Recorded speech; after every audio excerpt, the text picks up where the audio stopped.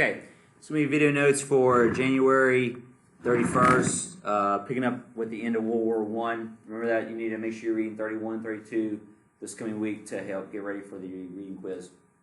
All right, so we were on 14 points for both classes. Again, the 14-point speech is a speech Woodrow Wilson gives in January of 1918. It was basically what he wanted the post-war goals to be. So it's what he wanted the post-war goals to be. But he gives it right smack in the middle of the war. So we'll see whether or not later on if they actually carried out. So you don't need to know all 14 points, but I'm going to give you the major ones, and I'll refresh some of them and kind of recap what we've already said. So one is freedom of the seas, which we said that for all the classes. Freedom of the seas was one, which is something that affected America during the war. In the practice of making secret treaties and alliances, so no more secret treaties or alliances, because as we saw, they made us go to war more than likely. Reduction of national armaments or weapons. We wanted to reduce the size of navies and armies because, like we said, smaller navy, army, less likely are to go to war in general. So I think we said that for all three classes. Recognition of freedom of the seas, into the practice of making secret treaties, and reduction of national armaments. Also, he wanted a realignment of colonial claims, an impartial realignment of colonial claims for like Germany, Britain, France, all those people. And there's other issues too, but the two biggest things to be aware of for the 14 points. The first is what's called self-determination. Self-determination was something he wanted to do big in Europe after the war. There's so many ethnic groups who want their own country, so many ethnic groups who want to do something different than be controlled by an outside empire or monarchy. So he wants to give them self-determination. Self-determination basically means what it says. You let the people there self-determine what they want for government. So they are self-determining what style of government they want to see in their areas. Also, it'll lead to independence. So he's basically looking for new countries to form, as well as the self-determination power for these people in those areas to decide they want a government and what kind of government they want. Because to Wilson, he obviously thinks that it's probably going to be more than likely democracy. Why would you choose monarchy or dictatorship, essentially? So that's one of the big ones. But the 14th point, the biggest point to come out of this speech, is he talks about this idea of a League of Nations. So he talks about a League of Nations that would form after the war, not an alliance, but a place where countries can come together and basically work out their problems and resolve them before it escalates to war. So a League of Nations would have a representative from all the countries to meet and basically discuss their problems and try to hash it out before there's some kind of war. This is not the United Nations. The United Nations comes later after World War II. So he's proposing what's called the League of Nations.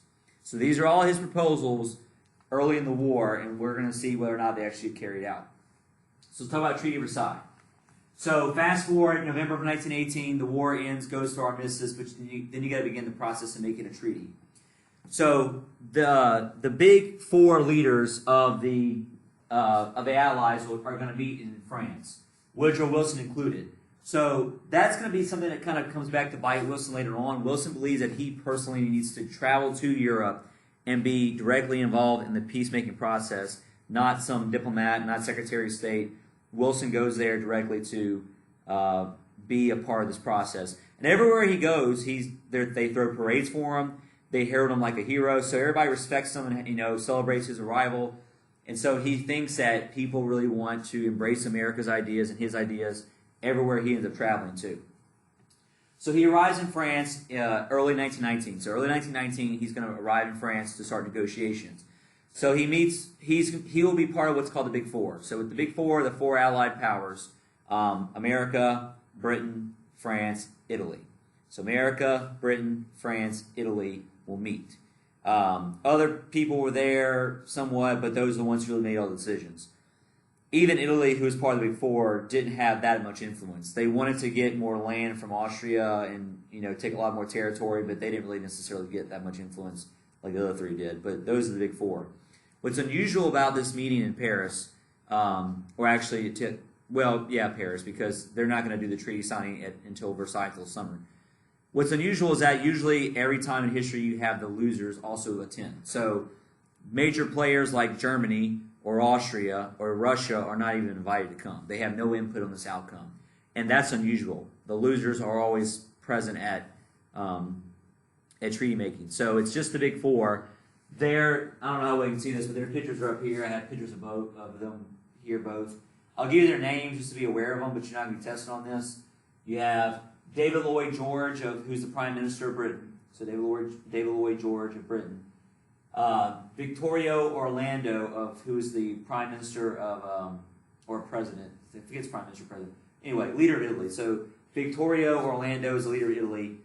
Georges Clemenceau of France, the French president, and then of course Woodrow Wilson. These four guys, along with their aides and diplomats, helped to hash out the treaty over the next 6 months. So they'll start in January of 1919. They won't finish it until June of 1919. Wilson comes in with all these big ideas, 14 points, all these lofty goals, but he quickly realizes that they do not share a common vision that he has for Europe. They want revenge, essentially. So the Allied powers, especially Britain and France, want to see Germany pay for the war. And so he's going to have a hard time trying to promote his 14 points agenda on these guys who essentially, don't want to hear what he has to say and just want to do things that will hurt Germany and make them pay for the war itself. Wilson was forced to compromise on most of his 14 points. But the one thing he would not compromise on was keeping the League of Nations. Because Wilson's thinking was, no matter what, if things go bad in this treaty, if we all join the League of Nations, if there's ever a conflict in the future, we can all resolve it together.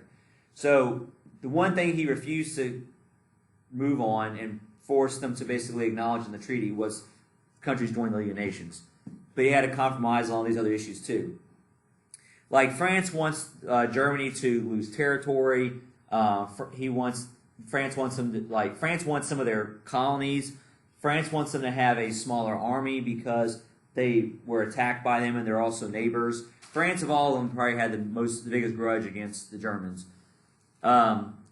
Britain is not as harsh as France, but they want to see Germany's navy reduced very low. They also want a lot of reparations from them too. So these guys also want reparations. What are reparations? Basically paying for damages for something. So in this case, Britain and France want Germany to pay for the war damages caused by what happened in the war, and basically put all the blame and guilt on them, which is unfair because these guys, number one, haven't surrendered. They did an armistice. Number two, they didn't cause the war by themselves. They weren't the sole developers or creators of the war in general. So, but they want to see them pay a high price. So eventually, by June of 1919. The treaty is finished, what's going to be called the Treaty of Versailles. So not actually in Paris, it's outside of Paris at the palace in Versailles. They invite Germany, they invite the other people to come sign this treaty. And when they arrive to go sign it and see what the terms are, they're appalled. They're sickened by what they're offering because these are horrible conditions in terms of Germany. But at this point, they basically have no choice but to sign it. So here are the conditions of the Treaty of Versailles you want to be aware of. And these are important to understand because of its impact later on. So here, these come out June of 1919, Treaty of Versailles. If you want to know how to spell Versailles, by the way, V-E-R-S-A-I-L-L-E-S. V-E-R-S-A-I-L-L-E-S. Okay, number one, Germany loses all of its colonies. So all the colonies get broken up, given to Britain or France. All their claims internationally, they have to give up. They lose all their colonies, number one. Number two, their army is reduced to 100,000 people, which is not that big. So their army is reduced to 100,000 people, and that's it. So their German army is reduced down to 100,000 people. Three, they have to take what's called the war guilt. They have to assign and agree to the war guilt clause. They have to assign and agree to the war guilt clause. Meaning Germany has to take sole responsibility for the entire war. Germany has to take the blame and responsibility for the entire war all by themselves. 4, Germany had to pay reparations to Britain and France. We don't demand reparations from them, but Britain and France demand $33 billion. That's a B. $33 billion in reparations from Germany to pay off Britain and France for the war damages. 5, they lose territory in their actual country, and I'll show you the map here in a minute. I don't know if you'll see it well or not, but they'll lose actual physical territory in their country. So they're gonna there's gonna be Poland. The country is gonna be recreated, and they're gonna take out some chunks of Germany to make it. so they'll lose actual territory. The sixth thing to be aware of is that France is going to occupy their border, the border area called the Rhineland. Rhineland spelled R-H-I-N-E-L-A-N-D.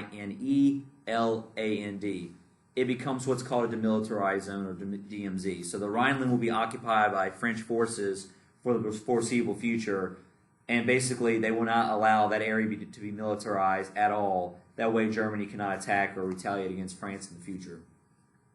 So that's the main outcomes for Germany in the Treaty of Versailles. And so Germany has to sign it, they don't have a choice, but that's what the outcome's going to be. Some other outcomes from the Versailles meeting is that you're going to get 9 new countries. So I'm going to throw the map up. I don't know how well this will come out. You kind of see here the old empires. You see German Empire, Austria, Hungarian Empire, and Russia.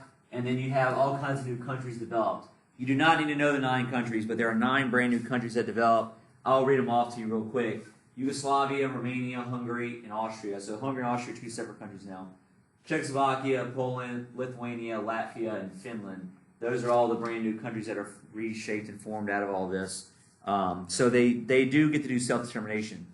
And I don't know how well you can see this, but if you look at this, like Yugoslavia ends up enveloping different areas here and different ethnic groups. So not all ethnic groups have their own country, which means not all ethnic groups are happy about the outcome of this treaty. So be aware that while they do make 9 new countries, not every ethnic group is happy about the outcome of this treaty in general. The third thing and final thing to be aware of is that all the signers of this Treaty of Versailles have to join the League of Nations. So by agreeing to all these terms, all these countries also agree to become part of the League of Nations too. All right, so we're going to stop this video here and go